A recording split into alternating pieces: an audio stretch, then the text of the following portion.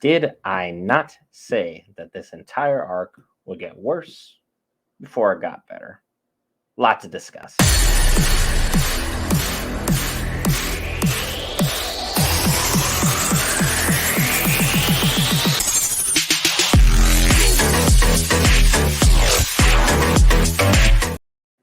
Alright, guys, Brett here, back for Geek Brands. We cover all things Marvel, DC, Lord of the Rings, video games, anime, and more. This time, JuJutsu Kaisen Season 2, Episode 16, and boy, do we have a lot to break down. Let's just start with the absolutely touching father and son reunion between Toji and Megami.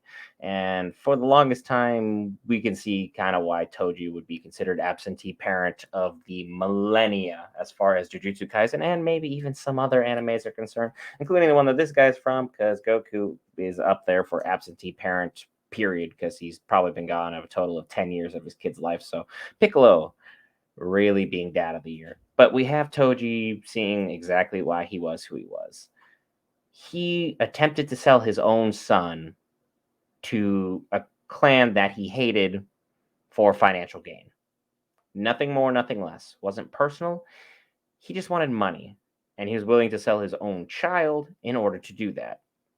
As everything went on, as things got more complicated, as things got more in depth with what we have involving this world of Jujutsu sorcery, even with his second shot at life, he finally did something selfless for somebody that was not himself. Toji, in this moment in time, likely is strong enough that he could have either saved Gojo if he arrived earlier or taken out Sukuna. Toji at this moment is, in my opinion, the strongest sorcerer, even with zero cursed energy, than anyone in all of Shibuya. Sukuna right now is only operating on 15 fingers.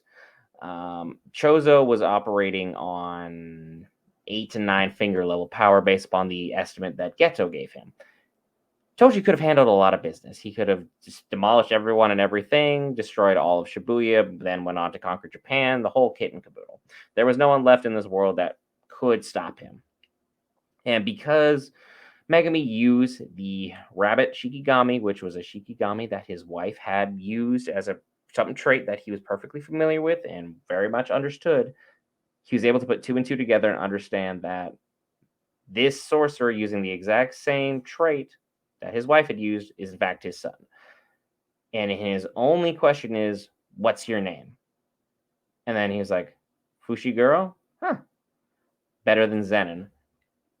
And then decides to end it all in one heroic, I guess, selfless. I don't know what you want this to be. Because, like, Toji could have just with him, like, all right, Megami, I'm taking you under my wing. We can take over all of Shibuya. We can do all this fun stuff. The world's our oyster. But instead of doing anything selfish or money grubbing or trying to benefit his own position, because he just got a second shot at life. He only died because he messed up and got cocky with Gojo. It wasn't because Gojo was better. He got cocky and he knew it. If he hadn't gotten cocky, Gojo would have been killed at a later date when nothing would have been, and no one would have been none the wiser. But instead, we have this moment in time now where he decides to do the selfless thing and kill himself so that his tirade ends, all the while just confusing Megami to the absolute point of insanity where he's just like, what the heck just happened? And in the matter of what the heck just happened, we also have everything that is going on with Geto and his little clan of subordinates. Because everyone always thinks, oh yeah, Geto, he's operating solo. He's got these special curses. That's it. This dude had an entire army at a couple moments in time, and he's had several devout followers who are semi-strong people in the world of Jujutsu sorcery. None of them on par with anyone that we need to be worried about at this moment in time. But at the same time, still dangerous in their own right. So for them to be now acting within Shibuya to try and make sure that Geto's will is ultimately carried on because now we have a shell of a person operating Geto's body, yeah, things are extra levels of complicated in a way that they just flat out shouldn't be. And again, as my name suggests, the King of Curses absolutely handled his business, and he killed the fire spirit, the spirit of volcanoes, with fire. That is the ultimate middle finger you could probably give someone is that, hey, I'm not really all that proficient in this, but I'm going to try and dabble at it. And then they happen to be not only a little bit better than you, but they killed you in one shot. And then he kind of acknowledges that, hey, you were sort of strong, but then the spirit starts crying and he's like, what is this? And then Sukan's like, I don't know. I don't understand weakness. And then finished off killing him. And now he's being reunited with one of his subordinates who has been pushing behind the scenes for God knows how long. And things are going to get even more complicated in this arc. Because if you think the death is over and we've already lost enough pivotal characters, no, the Shibuya arc is so much worse. And I love it.